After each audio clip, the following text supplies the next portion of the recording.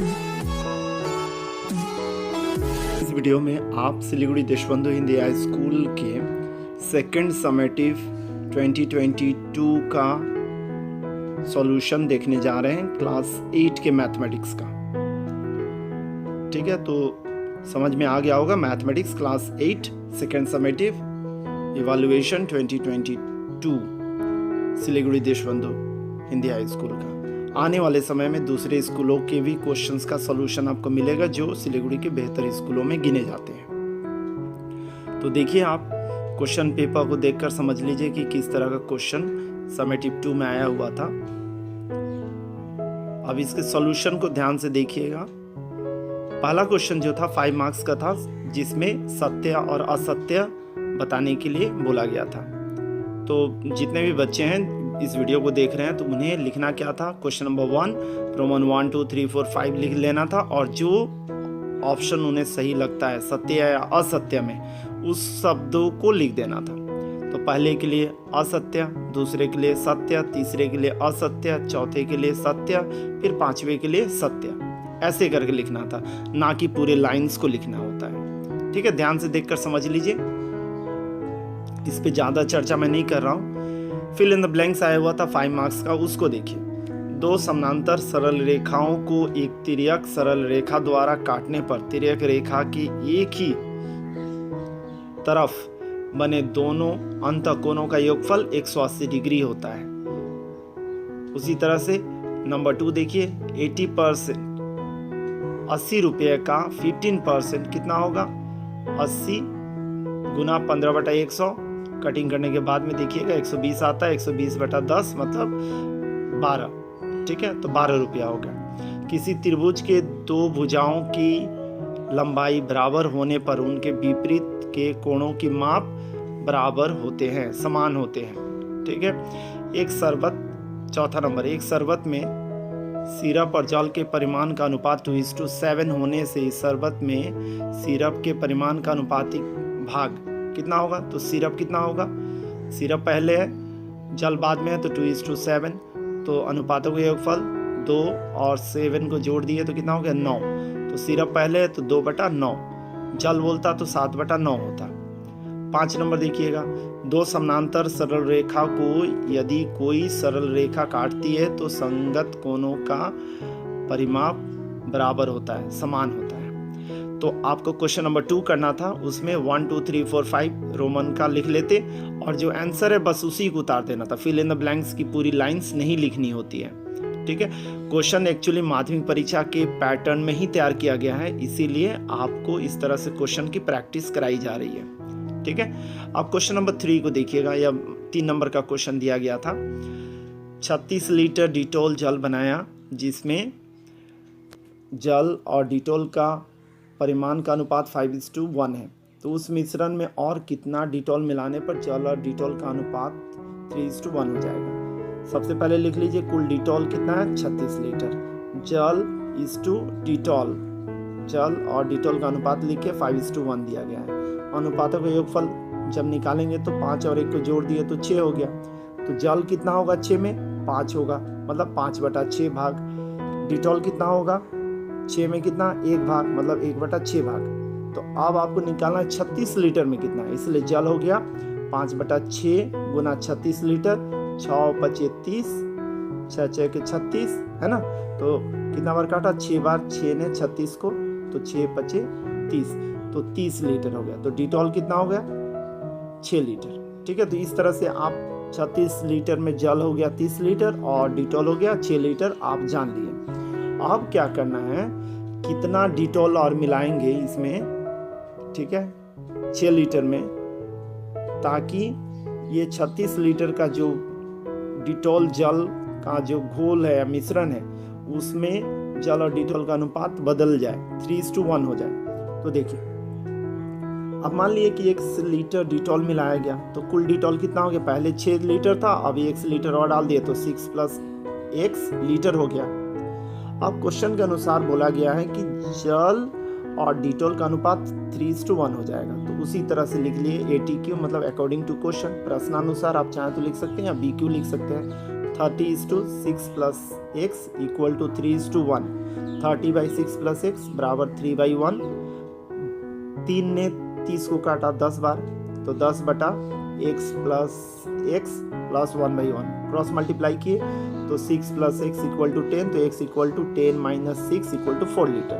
तो इस तरह से आप 4 लीटर आपका आंसर तैयार हो गया। क्वेश्चन नंबर 4 को देखिएगा।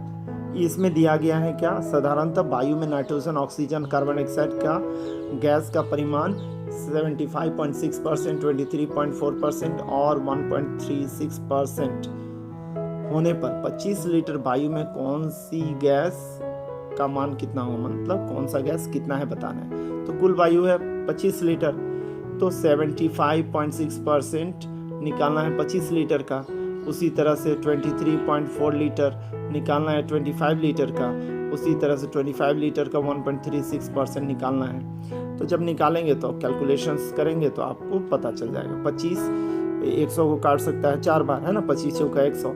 फिर दशमलव हटाएंगे तो उसका 0 आ जाता है नीचे, तो भाग देंगे तो आपके पास में इस तरह से फिगर तैयार हो जाएगा। ध्यान से देखिए, इसी तरह से ऑक्सीजन का भी निकाला गया है और सेम पैटर्न में कार्बन डाइऑक्साइड का भी निकाला गया। तो कार्बन डाइऑक्साइड में क्या हो गया, आप देखिए यहाँ पर 1.36 ही है। 25 ने 100 बार काटा 4 को, और 0.36 देख रहे हैं 1.36, तो पॉइंट हटाने से यहाँ पर 400 हो गया। अब 400 136 को भाग दिया तो 0.59 लीटर हो गया। तो इस तरह से क्वेश्चन नंबर 4 को हम लोग कंप्लीट करते हैं।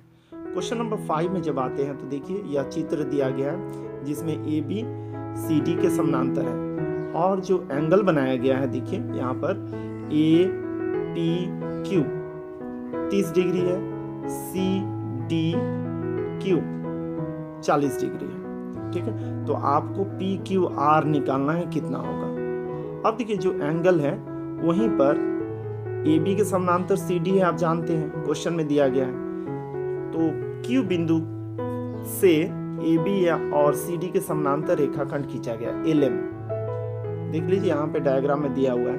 तो इसको खींच दिए तो आप देख कर क्या समझ पा रहे हैं कि AB समानांतर हो गया LM का, और इसको कट करने वाला रेखाखंड कौन सा हो गया, PQ। तो PQ जब कट करने वाला रेखाखंड हो गया, मतलब तिर्यक हो गया, तो AB और LM को काटने वाला तिर्यक PQ हो गया। तो इसके साथ में जो बना हुआ एकांतर कोण होगा वो बराबर होगा। इसलिए देखिए ध्यान से, QPA या APQ 30 डिग्री है, वह बराबर हो जाएगा किसका, देखिए PQM के बराबर हो जाएगा, ठीक है। सेम इसी तरह से आप देखिए CD किसके समानांतर है, LM के समानांतर है, और RQ क्या है, उसको कट करने वाली रेखाखंड है, मतलब तिर्यक है। इसीलिए जो एकांतर कोण होगा CRQ का, ठीक है, CRQ का या QRC का 30 डिग्री एकांतर कोण कौन सा होगा, RQM या MQR हो जाएगा। तो यह भी 40 हो गया। इसका मतलब हो गया कि जो रेखाखंड यहाँ पे तैयार हो LM था काट रहा है, तो उसके कारण से जो भीतर का कोण जो हो गए वह एक 30 हो गया, दूसरा हो गया 40। इन दोनों को अगर जोड़ देते हैं तो PQR तैयार हो जाता है। तो PQM प्लस RQM बराबर हो गया 30 प्लस 40, तो ये क्या हो गया, PQR हो गया, तो 70 डिग्री। तो इस तरह से आपको इसको सॉल्व करना है। उम्मीद कर रहा हूँ आपको समझ में आ गया होगा। फिर भी कोई भी डाउट्स हो तो कमेंट सेक्शन में जाकर लिखिएगा, जरूर पूछिएगा, इसकी टीम आपको जवाब देने की कोशिश करेगा। और भी किसी दूसरे विषय के सॉल्यूशन चाहिए तो आप कमेंट सेक्शन में लिखकर जरूर बोलिएगा, इसकी टीम बनाकर बताने की कोशिश करेगा। क्वेश्चन नंबर 6 देखिएगा, यह लास्ट क्वेश्चन था, 5 मार्क्स का दिया गया था। 30 लोगों ने 15 दिन में एक गांव के रास्ते को 3/7 हिस्सा मरम्मत करते हैं, ठीक है। यदि और 10 लोगों को काम में सम्मिलित कर लिया गया, मतलब 30 था और 10 आ गया तो 40 हो गया, तो बाकी काम कितना है, 3/7 हिस्सा कंप्लीट हो जाता है 30 लोगों में। तो बाकी काम कितना है, 1 में से घटा दिए तो 4/7 हिस्सा बच गया जिसको करना है। तो चूंकि हम लोग क्लास 8 के सिलेबस के अनुसार से एकीक नियम नहीं है, हमारे पास त्रैराशिक नियम है, तो त्रैराशिक नियम के द्वारा ही हम लोगों को रूल ऑफ 3 का ही मदद से हम लोग को सॉल्व करना है। तो इस तरह से टेबल बना लीजिएगा, लोग, समय, जो दिन है काम हिस्सा में लिख लिए। तो 30 दिन 15, 30 लोग 15 दिन, 3/7 हिस्सा, 40 हो गया, x मान लिए तो 4/7 हिस्सा।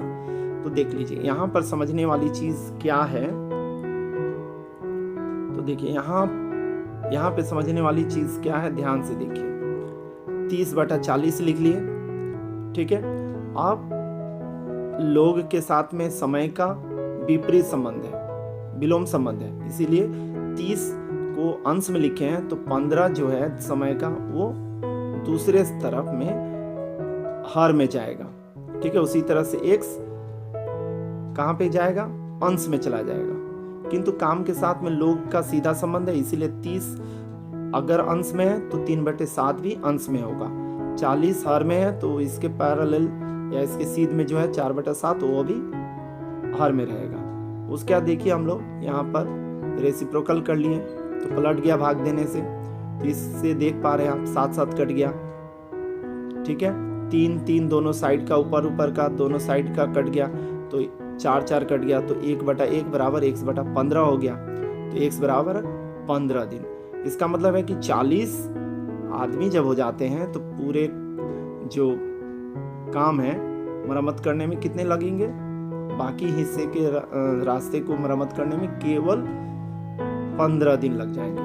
तो उम्मीद कर रहा हूँ आपको समझ में आ गया होगा सिलीगुड़ी देशबंधु हिंदी हाई स्कूल के समेटिव 2 का मैथमेटिक्स के क्वेश्चन पेपर का सॉल्यूशन क्लास 8 के लिए। दूसरे स्कूलों का वेट करते रहिए, उसके भी समाधान आने वाले समय में मिल जाएंगे आपको। Thank you very much for watching इसके